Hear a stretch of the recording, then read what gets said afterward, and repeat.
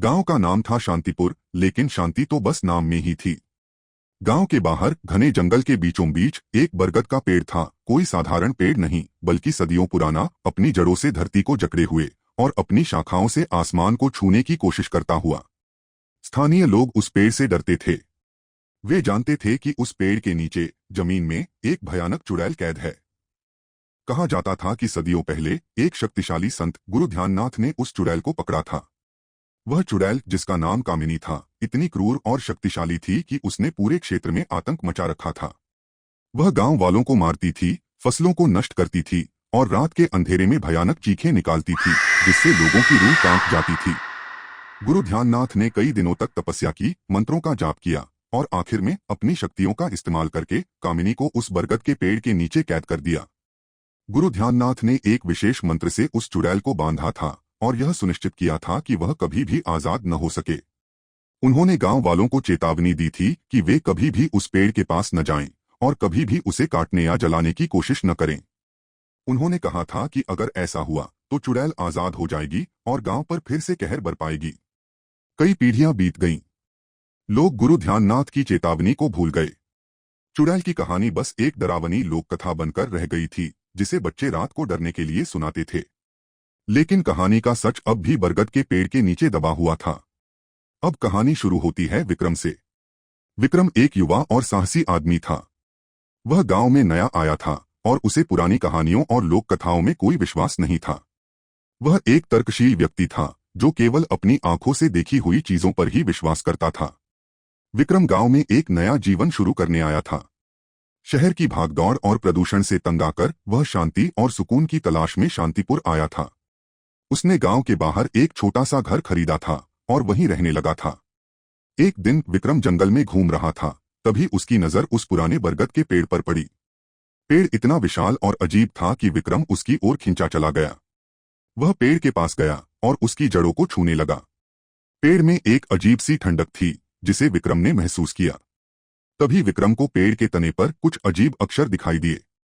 वे अक्षर पुरानी संस्कृत में लिखे हुए थे और विक्रम को उन्हें पढ़ने में कठिनाई हो रही थी। लेकिन उसने कोशिश की और धीरे धीरे अक्षरों को समझना शुरू कर दिया। अक्षरों में लिखा था, यहाँ कामिनी कैद है, जिसे गुरु ध्याननाथ ने बांधा था। अगर कोई उसे आजाद करेगा तो वह दुनिया पर कहर बरपाएगी। विक्रम को हंसी आ गई। उसने सोचा कि यह एक बेवकूफी भरी कहानी है, जिसे किसी ने डरने के लिए लिख दिया है। उसने उन अक्षरों को अनदेखा कर दिया और पेड़ के चारों ओर घूमने लगा। तभी विक्रम को पेड़ के नीचे एक छोटा सा पत्थर दिखाई दिया। पत्थर के ऊपर भी कुछ अक्षर लिखे हुए थे।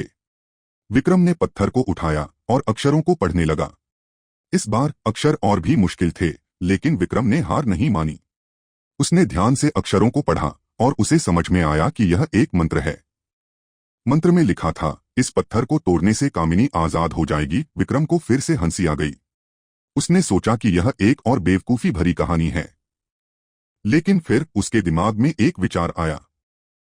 उसने सोचा कि क्यों न इस कहानी को आजमाया जाए। अगर कुछ नहीं होता तो वह बस हंस देगा। विक्रम ने पत्थर को उठाया और उसे जोर से जमीन पर मार दिया। पत्थर टूट गया। जैसे ही पत्थर टूटा, एक भयानक चीख जंगल में गूंज उठी। पेड़ की शाखाएं हिलने लगीं और जमीन कांपने लगी। विक्रम डर गया। उसे एहसास हुआ कि शायद यह कहानी सच थी। तभी पेड़ के नीचे से एक काली छाया निकली। छाया धीरे धीरे एक महिला के आकार में बदलने लगी। महिला बहुत सुंदर थी, लेकिन उसकी आंखें भयानक थीं। उसकी आंखों में क्रोध और नफरत भरी हुई थी।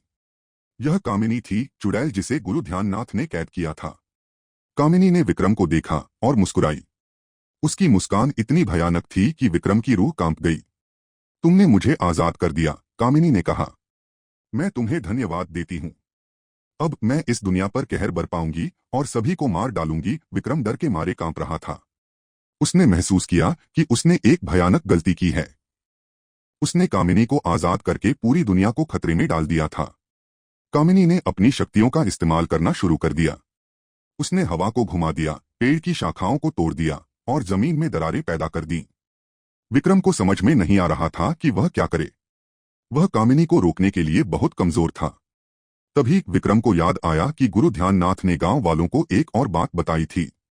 उन्होंने कहा था कि अगर कभी चुड़ैल आजाद हो जाए तो वे उन्हें बुला सकते हैं। गुरु ध्याननाथ हमेशा उनकी मदद करने के लिए तैयार रहेंगे। विक्रम ने जोर से गुरु ध्याननाथ का नाम पुकारा। उसी पल आसमान में बिजली चमकी और एक तेज आवाज सुनाई दी। गुरु ध्याननाथ प्रकट हुए। गुरु ध्याननाथ अब बूढ़े हो चुके थे, लेकिन उनकी आंखों में अब भी वही शक्ति और साहस था। उन्होंने कामिनी को देखा और उनकी आंखें गुस्से से भर गईं। कामिनी, गुरु ध्याननाथ ने कहा, तुम फिर से आजाद हो गई हो? मैं तुम्हें फिर से कैद कर दूंगा। कामिनी हंसी। तुम अब बूढ़े हो चुके हो ध्याननाथ, तुम मुझे नहीं हरा सकते। गुरु ध्याननाथ और कामिनी के बीच एक भयानक युद्ध शुरू हो गया। उन्होंने मंत्रों का जाप किया, अपनी शक्तियों का इस्तेमाल किया और एक दूसरे पर हमला किया। विक्रम डर के मारे एक तरफ खड़ा था और देख रहा था। युद्ध बहुत देर तक चला। गुरु ध्याननाथ अब थक चुके थे, लेकिन उन्होंने हार नहीं मानी। वह जानते थे कि अगर वह हार गए तो कामिनी पूरी दुनिया को नष्ट कर देगी। तभी कामिनी ने एक मौका देखा और गुरु ध्याननाथ पर एक शक्तिशाली जादू कर दिया। गुरु ध्याननाथ जमीन पर गिर पड़े। अब तुम हार गए ध्याननाथ, कामिनी ने कहा। अब मैं तुम्हें मार डालूंगी। कामिनी गुरु ध्याननाथ की ओर बढ़ी और अपना हाथ उठाया। वह गुरु ध्याननाथ को मारने वाली थी, तभी विक्रम ने कुछ किया। विक्रम ने जमीन से एक पत्थर उठाया और कामिनी पर फेंक दिया। पत्थर कामिनी के सिर पर लगा और वह गिर पड़ी। कामिनी गुस्से से उठी और विक्रम की ओर बढ़ी। तुमने मुझे मारने की हिम्मत कैसे की? उसने कहा। मैं तुम्हें मार डालूंगी। कामिनी विक्रम पर हमला करने वाली थी, तभी गुरु ध्याननाथ उठ खड़े हुए। उन्होंने अपनी सारी शक्ति इकट्ठी की और एक आखिरी मंत्र का जाप किया। मंत्र इतना शक्तिशाली था कि कामिनी चीख उठी। उसकी शक्ति कम होने लगी और वह धीरे धीरे गायब होने लगी। गुरु ध्याननाथ ने विक्रम को देखा और मुस्कुराए। तुमने अच्छा काम किया विक्रम, उन्होंने कहा। तुमने दुनिया को बचा लिया। फिर गुरु ध्याननाथ गिर पड़े और उनकी मृत्यु हो गई। विक्रम गुरु ध्याननाथ की मृत्यु से बहुत दुखी था। वह जानता था कि गुरु ध्याननाथ ने उसकी जान बचाने के लिए अपनी जान दे दी। विक्रम ने फैसला किया कि वह गुरु ध्याननाथ की मौत को बेकार नहीं जाने देगा।